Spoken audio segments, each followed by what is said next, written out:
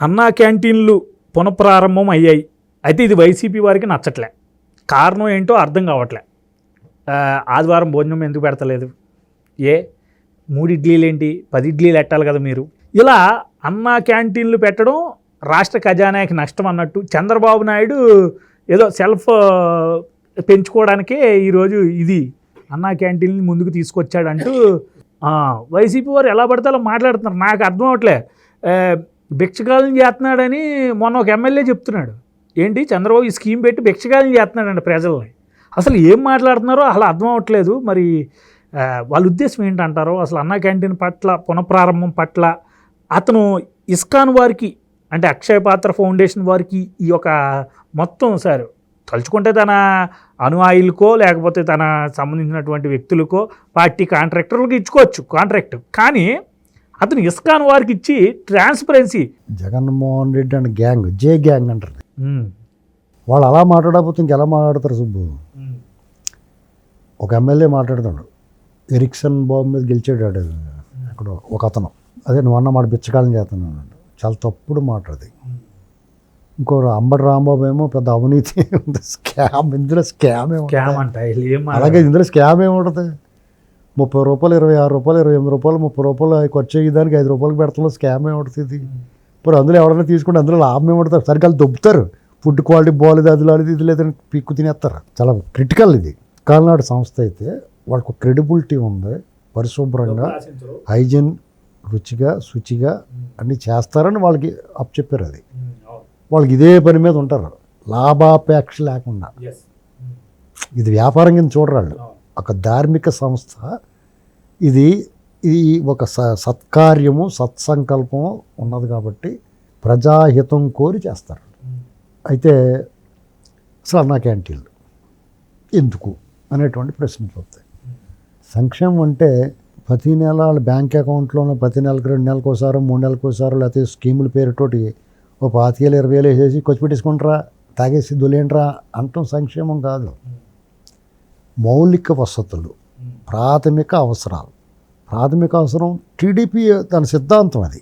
కూడు గూడు గుట్ట. మీకు రాము అని ఒక సినిమా వచ్చింది ఎన్టీ రామారావు గారిది, పాతదే, 68 67 ఎప్పుడు వచ్చింది. రామారావు గారు జమున మాస్టర్ ఒక కుర్రోడు ఉంటారు, వాళ్ళ మాట అది ఉండదు. ఆ కుర్రోడికి మంచి సినిమా భలే ఉంటుంది అది. అందులో క్లైమాక్స్ ముందు ఆ పిల్లోడికి మోగోడు అన్నమాట, మాట రాదు. ఆ పిల్లోడికి ఒక పెద్ద అగ్ని ప్రమాదం జరిగిపోయి మాట పోద్ది, వాళ్ళ అమ్మకట్ట చచ్చిపోతారు అందులో. తర్వాత నుంచి ఆ పిల్లోడికి ఆ వైద్యం కోసం తిరుగుతాడు రామారావు గారు పిచ్చెట్టినట్టు, అలాగే అటు బాగు చేద్దామని. అలాగే వెళ్తున్నప్పుడు ఒక పాట వస్తుంది క్లైమాక్స్లో. అంటే సినిమాల్లో ఇదివరకు పాత సినిమాల్లో అంత పద్ధతి ప్రకారం ఇప్పుడులా కాదు, గొడ్లు ఇలాగ ఎత్తేసి చూపిస్తాం కాదు, అప్పుడు ఓ పద్ధతిగా ఉండే సినిమాలన్నీ. దీనుల కాపాడుటకు దేవుడే ఉన్నాడు, ఆకలికి అన్నము వేదనకు ఔషధము. ఇలాగా ఒక లిరిక్ ఘంటసాల మాస్టర్ నోట్లోంచి వస్తుంది. నాగయ్య గారు గుళ్ళో కూర్చుని పాట, ఆ పాట అనమాట, ఆ చిత్రీకరించారు. అంటే తలుచుకుంటే గూస్ బంప్స్ వస్తాయి, ఆ పాట వింటే తెలుస్తుంది నీకు. ఇది ఆకలికి అన్నం, వేదనకు ఔషధం, రోగం వస్తే మందు. ఈ 2 వండి మనిషికి ఇంకేం అవసరం లేదు. ఇప్పుడు నీకు నువ్వు ఎంత బతుకుతున్నావు, నువ్వు ఎంత సంపాదిస్తున్నావు, నువ్వు ఎంత కష్టపడాలి అన్నానికి. ఇప్పుడు కష్టపడి అన్నం తిన్నప్పుడు రకరకాల ఏదైనా అస్వస్థత గురైతే మందు కావాలి. ఈ 2 ప్రధాన అవసరాలు మనిషికి. ఈ 2 వాటిల్లోనూ సంక్షేమం దీని మీద దృష్టి పెట్టాలి. కూడు, ఇది భోజనం, గూడు ఉండడానికి నివాస స్థలం, గుడ్డ కట్టుకోవడానికి బట్టలు, ఈ మౌలిక ప్రధానమైన అవసరాలు. విద్య వైద్యం, ఈ 5 చూస్తే చాలు ఏ ప్రభుత్వమైనా. ఈ 5 వాటిలోనూ చంద్రబాబు నాయుడు గారు పూర్తి స్థాయిలో చేస్తున్నాడు. ఇలాంటి పరిస్థితుల్లో వీళ్ళు 7 ఆహాకారాలు ఇవన్నీ మర్చిపోడు కదా జగన్మోహన్ రెడ్డి. ఆ స్కూళ్ళకి రంగులు వేసాడు, బిల్డింగులు కాలు కట్టినట్లు, ఆ యూనివర్సిటీల పేర్లు మార్చాడు, ఇలాంటివన్నీ చేసాడు కదా. అన్నా క్యాంటీన్కి ఎంత అవుతుంది ఒకసారి చూడు, 200 కోట్లు 300 కోట్లు. సర్దులు జీతం అంత ఉండదు, మొత్తం 5 సంవత్సరాలు కలిపి 1000 కోట్లు. ఇటు వైజాగ్ కొండ మీద ఋషికొండ మీద కట్టిందని 700 కోట్లు అయింది కదా, 500 కోట్లు అయింది కదా. ఆ రాళ్ల మీద ఈ బోడు మోహం వేసుకున్నాడు, పేడు మోహం, అది వేసుకున్న దానికి 700 కోట్లు అయింది కదా. అది రుచిగా ఉంది వాళ్ళకి. ఆ రాళ్ళు ఏం చేస్తారు ఇప్పుడు? కుక్కలు వచ్చేసుకోవడం కూడా బంద్ చేయవు రాళ్ళు పాతిని. అది తిరగేసి పాతమంటున్నారా? తిరగేసి పాతితే మళ్ళీ ఎవడొకటి తీసి పెడతాడు దయ్యాన్ని. రంగులేసిన 3,000 వేసినందుకు తీసినందుకు 6,000 కోట్లు. ఈ సోకాళ్ళు అన్నా క్యాంటీన్ పేదవాడికి కడుపుకి అన్నం పెట్టడాన్ని 5 రూపాయల రుసుము ఎంత నిర్ణయించారంటే ఫ్రీగా పెట్టచ్చు. కానీ భిక్ష చేస్తున్నట్టు ఉండదు ఫ్రీ. ఎగ్జాక్ట్లీ ఆత్మగౌరవం. 5 రూపాయలు పెట్టుకున్నా సరే కొనుక్కుని తింటున్నాడు. డబ్బులు ఇచ్చాను. ఆత్మగౌరవం అది. డబ్బు ఇచ్చుకుంటున్నాడు, రూపాయ 10 రూపాయలు అది అనవసరం. నువ్వు అదే భోజనం 100 రూపాయలు తినే భోజనం ఒక హోటల్కి వెళ్తే 200 తీసుకుంటావు, ఇంకో హోటల్కి వెళ్తే 500 తీసుకుంటావు, ఇంకో హోటల్ 1500 తీసుకుంటాడు.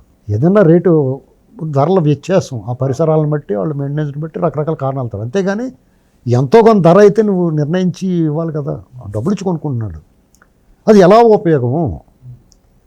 ఇప్పుడు హాస్పిటల్కి వచ్చి వాళ్ళు ఉంటారు, ప్రభుత్వ హాస్పిటల్కి వస్తారు, ఫ్రీగా వైద్యం ఎందుకు చేస్తున్నామంటే అలాగే ఉంది వీళ్ళు మాట్లాడి మాట. ప్రభుత్వ ఉద్యోగంలో ఉచితంగా వైద్యం చేస్తారు, మందులు కూడా వాళ్ళే ఇస్తారు. దాన్ని సరిదిద్దాలి, అది ఒకటి చేయాలి. ప్రభుత్వ హాస్పిటల్ అన్నట్లు కూడా కార్పొరేట్ హాస్పిటల్ స్థాయికి తీసుకెళ్ళి పెడితే రాజశేఖర రెడ్డి ఏం చేయడం తెలుసు నీకు? అసలు ఆరోగ్యశ్రీ చాలా బలే చేసాడు అంటున్నారు, కానీ ఈ రాష్ట్రానికి పెద్ద ద్రోహం చేసి రాజశేఖర అవినీతిమయం. చంద్రబాబు నాయుడు గారు ఇవాళ ఈ రాష్ట్రంలో తెలంగాణ ప్రాంతం ఉందా, వ్యవసాయం బాగా అభివృద్ధి చెందింది ఇక్కడ. దానికి కారణం ఏంటనుకుంటున్నావు? వీళ్ళు కాలువలు గేలవలు పెట్టి తెవ్వేయడం కాదు, కాళేశ్వరం కట్టాం కాబట్టి అంటాడు ఆయన కాదు. బోరు వాటర్ వల్ల మీకు వ్యవసాయాలు పెరిగినాయి, విస్తీర్ణం పెరిగింది. ఆ బోరు వాటర్ కరెంటు వాడుకోవడానికి ఉచితంగా ఇవ్వడానికి అవకాశం ఎవడు కల్పించాడు? చంద్రబాబు నాయుడు గారు ఆర్థిక విద్యుత్ రంగంలో సంస్కరణలు తీసుకొచ్చి ఏపీ జెన్కో ఏపీ ట్రాన్స్కోగా చేసి చివాట్లు చెప్పు దెబ్బలు తను తిని ఆ అపనిందలు తను మోసి మించి మిఠాయి పొట్లం కింద రాజశేఖర్ కప్ చెప్తే వాళ్ళు బాబు సోమలా విద్యుత్ అన్నాడు. దాని తర్వాత వచ్చిన పాలకులు వీళ్ళందరూ మా క్రెడిట్ అని చెప్పుకుంటారు. ఇప్పుడు కూడా వేసేసుకుంటారు. లేదంటే వాళ్ళకి నువ్వు 2 గంటల కరెంట్ ఉండి మిగతా 22 గంటల్లో నువ్వు జనరేట్ పెట్టుకోవాల్సిన పరిస్థితి. చంద్రబాబు నాయుడు గారు ఆ రోజు ఆ విద్యుత్ సంస్కరణలు తీసుకొచ్చి చేయకపోతే దానికే మీ కమ్యూనిస్ట్ వాళ్ళు ప్రపంచ బ్యాంకు ఏజెంటు ఇలాంటివన్నీ మాట్లాడారు. ఇది మనం మర్చిపోకూడదు. చరిత్ర చింపేస్తే చిరిగిపోతుంది, కానీ కొంతమంది దాన్ని చింపేయడానికి ప్రయత్నం చేస్తారు. సిగ్గు లేకుండా జనార్దన్ రెడ్డి పునాదిరాయి వేసాడు అంటారు. అసలు వాళ్ళు ఒళ్ళు కదలకుండా అడుగు తీసి అడుగు వెళ్ళిన పరిస్థితులు ఉండేవారు. వాళ్ళ పరిపాలన ఏంటంటే అరాచకం చేయలేదు కానీ అభివృద్ధి చేయలేదు వాళ్ళు. అంటే ఏదో రెడ్లు అకౌంట్లో వేయాలి అనే ఉద్దేశం ఏం లేదు. అంతే. చంద్రబాబు నాయుడుకి ఆ క్రెడిట్ తగ్గకూడదండి, వాళ్ళు ఏమన్నా అనుకునే వర్గానికి దక్కాలి. కానీ చంద్రబాబు నాయుడు గారిని మొన్న అరెస్ట్ చేసినట్టు ఆయన బయటకు వచ్చారు కదా, ఎవడ ఆపలేడు దాన్ని. అవును, ప్రజలకు నిజాలు తెలిసినప్పుడు సూర్యోదయాన్ని అరచేతిని పెట్టి ఆపగలరు ఎవడన్నా. అయితే ఇక్కడ ముఖ్యమైన విషయం ఏంటంటే, ఇప్పుడు జగన్మోహన్ రెడ్డి గారు బటన్ నొక్కడానికి మనం చూసాం. ఒక పెద్ద డయాసులు వేసేసి హంగామా ఒక 3-4-5 కోట్లు పెట్టేసి ఒక బటన్ నొక్కడానికి అంత హంగామా చేసి అంత డబ్బులు వృధా చేశాడు. నిన్న లోకేష్ గారు చంద్రబాబు నాయుడు గారు ఆ యొక్క క్యాంటీన్ ప్లేస్లోకి వెళ్ళి చంద్రబాబు నాయుడు 2 స్పూన్లు తిన్నాడంట, లోకేష్ 5 ఇడ్లీలు తిన్నాడంట. ఇలాగా ట్రాల్ చేస్తున్నారు. అసలు ఎలా చెప్పాలి? వాళ్ళు మణిజ్యం మెత్తన వాళ్ళు కాదని చెప్తున్నాక ట్రోల్ చేయాలి. ట్రోలింగ్ లేకుండా ఉండదు. దానికి తగినంతగా ఆసక్తికరంగా అవతలోడికి వినోదం కూడా ఉండాలి. అంతేగాని కక్షగట్టి ద్వేషపూరితంగా చేయకూడదు కదా. ఇప్పుడు జగన్మోహన్ రెడ్డి ఒకళ్ళ ఇంటికి వెళ్ళాడు పాదయాత్ర అప్పటికే మొహం అంతా కూడా 100 మంది వాడేసింది, మొహంలాగా తయారైపోయింది. ఏంటంటే ఇలా నవ్వులతో ఒక అన్నం ఎత్తుకుని 100 సార్లు నవ్వులేడు, తినకుండా తింటున్నట్టే యాక్ట్ చేసాడు. నిన్న జెండా ఎగరేస్తున్నాడు ఆగస్టు 15కి. ఆ తాడు ఎదరికెళ్ళి పట్టుకోలే వాడు ఎవడో అందించాలంట. అంబలు దాగి వాడికి మీసాలు ఎత్తి ఊళ్ళగానే. అంటే అంబలు తాగితే మీసాలు ఇలా ఎత్తి పట్టుకుంటారన్నమాట. అంబలు దాగి వాడికి మళ్ళీ మీసాలు ఎత్తి ఊడు అంటారు దాని సామెత. అలాగే ఈ ముఖానికి మళ్ళీ ఇంకోటి అసిస్టెంట్ ఆ తోడు అందించడానికి. వాళ్ళు ఈ ప్రపంచంలో ఎవరికన్నా ఏ అర్హత ఎవరిని అంటాను లేని వాళ్ళు ఎవరైనా ఉన్నారంటే జగన్ గ్యాంగు అతను అభిమానించే వాళ్ళకే. ఎవరిని అంటాం సరిపడా అన్ని అవలక్షణాలు దుర్లక్షణాలు అన్నీ వాళ్ళకే ఉంటాయి. వీడు శుభ్రంగా 5 ఇడ్లీ కాబట్టి 2 డజన్ ఇడ్లీ తింటాడు, డబ్బులు ఇచ్చి కొనుక్కుంటాడు. ఓ 1000 రూపాయలు ఇచ్చేసి ఉంటాడు, అలా 10,000 ఇచ్చేసి. వాళ్ళ అమ్మ 1 కోటి రూపాయలు ఇచ్చేసింది ఎన్టీఆర్ ట్రస్ట్ నుంచి. వీళ్ళు వీళ్ళ జీవితంలో 1 రూపాయి ఇచ్చారు ఎవరికిందన్న లేదే అసలు.